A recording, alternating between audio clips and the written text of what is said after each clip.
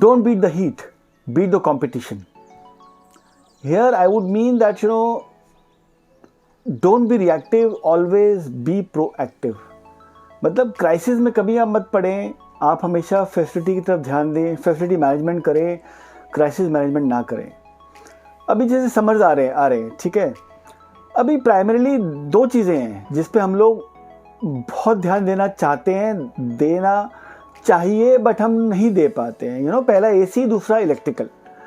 अभी होता क्या है कि अब मान लो मैंने एसी की एमसी नहीं कराई, राइट, तो मेरे को ये पता है कि मेरा एक्स दोस्त वाई कंपनी में काम करता है, ए दोस्त बी कंपनी में काम करता है, उन्होंने भी एमसी नहीं कराई है और वो मैनेज कर रहे हैं। एमसी कराने से क्या होता है, मेरी फिक्स कॉस्ट बन जाती है।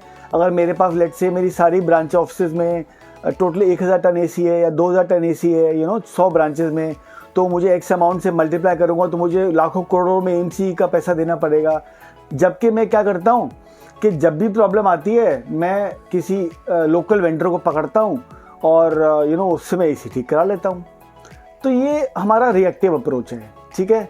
अब होता क्या है कि जब पीक सीज़न आता है, जब गर्मियाँ आती हैं बहुत ज़्यादा और जब आपके पसीने टपक रहे होते हैं, उस समय अगर आपका एसी ख़राब होता है, मान लीजिए जेएफएम चल रहा है, ठीक है, मार्च एंड की बात मैं करता हूँ, मार्च एंड में बहुत गर्मी शुरू हो जाएगी, ठीक है, उस समय मान लो आपका एसी कॉन्क ऑफ हो जाता है और आप लोकल वेंडर को बुलाते हैं। लोकल प्लेयर बोलता है कि सर मेरे पास अभी टीम नहीं है, वो सब बिजी है, मैं कल भेजूंगा। आप कल फॉलोअप करते हो, कहता मैं परसों भेजूंगा। अब आप सोचिए 2 दिन तक 3 दिन तक आपकी कॉल ही नहीं अटेंड होती है, तो आप क्या करेंगे? आप अपने बिजनेस के सामने सॉरी फील करेंगे, एक्सक्यूज़ लेंगे उनसे, और बिजनेस आप पे चिल्लाएगा कि मेरा बिजनेस हैम्पर हो रहा है, मेरे लोग सेल्स नहीं कर पा रहे, धंधा नहीं कर पा रहे हैं, या आप क्या कर रहे हैं, क्या नहीं कर रहे हैं। तो ये तो बात हुई एक ऑफिस की। ऐसे ही आपके पास अगर बहुत सारे मल्टीपल ऑफिस हैं तो आप सोचिए कि सब में विवाद आ जाएगा, सब में प्रॉब्लम हो जाएगी, ठीक है। तो मैं ये क्या कहना चाहता हूँ कि कंपटीशन जो गलत काम कर रहा है वो आप मत करिए, आप वो काम करिए जो आपकी कंपनी के लिए फिट बैठता है, ठीक है।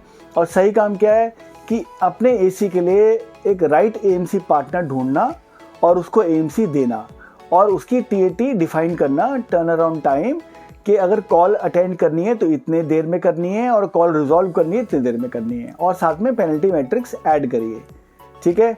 आप अगर एएमसी दे देंगे तो आपकी बाय डिफ़ॉल्ट 4 सर्विस होंगी साल के अंदर, 1 वेट 3 ड्राई, और जब भी आपके यहाँ प्रॉब्लम होगी एसी की वो टाइम से अटेंड होगी। तो इसको हम कहते हैं फैसिलिटी मैनेजमेंट, क्राइसिस मैनेजमेंट नहीं है। हमें क्राइसिस में पढ़ना ही नहीं है, हमें फैसिलिटी मैनेज करनी है अपनी प्रॉपर तरीके से। दूसरा इलेक्ट्रिकल।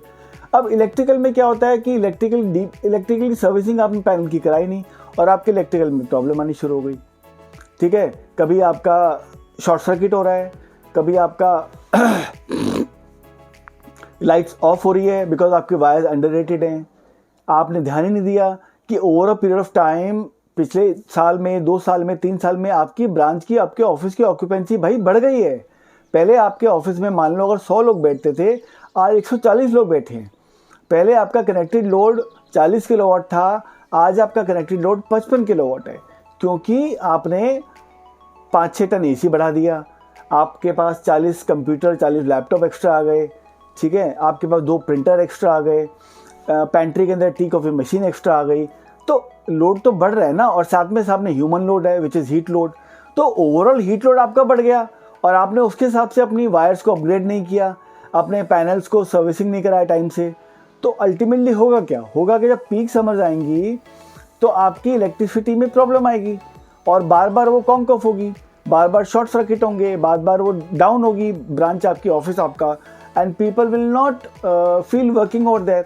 वो क्या करेंगे? वो बोलेंगे भैया चलो यहाँ से घर बैठ के काम करो। अपने बॉस से बोलेंगे सर वर्क फ्रॉम होम करना है मुझे, बिकॉज ऑफिस में I can't sit, I can't work here properly, right. So जो कंपटीशन, अगर कोई कंपटीशन गलत कर रहा है, आपका फ्रेंड किसी कंपटीशन में, किसी बैंक में, किसी ऑफिस में काम करता है, if they are following the wrong path, don't follow the wrong path, don't simply beat the heat. आप कंपटीशन को बीट करिए, आप अपनी मेंटेनेंस को, आप अपनी प्रिवेंटिव मेंटेनेंस शेड्यूल को दुरुस्त बनाइए, मजबूत बनाइए, ताकि आपको इस तरह की प्रॉब्लम्स, बेसिक प्रॉब्लम्स ना फेस हों। सी, आप अपना मैनेजरल टाइम क्यों खराब करेंगे? एक प्रॉब्लम आ गई, आप वेंडर ढूंढ रहे हैं, आप उसको बुला रहे हैं, फॉलोअप कर रहे हैं, वो नहीं आ रहा है, आपका पूरा इंपॉर्टेंट क्रूशियल टाइम इसी में जा रहा है, which is a non value added thing for you. So buddy, this is the right time. फरवरी मंथ चला गया है, मार्च ऑलरेडी शुरू हो गया है, अभी भी टाइम नहीं निकला है. अभी भी आप, अगर आपने एमसी नहीं कराई है इलेक्ट्रिकल की डीबी की, प्लीज़ कराइए और इस प्रॉब्लम से निजात पाइए. ठीक है, फिर आप ये नहीं बोलेंगे, आप बोलेंगे I always do facility management not crisis management. I am a proactive person, I am not a reactive person. ठीक है, be proactive, not reactive. Okay, I hope you like my video. Please comment in the comment section and share, like, subscribe my channel to a maximum extent. Till then, take care, goodbye, thank you very much.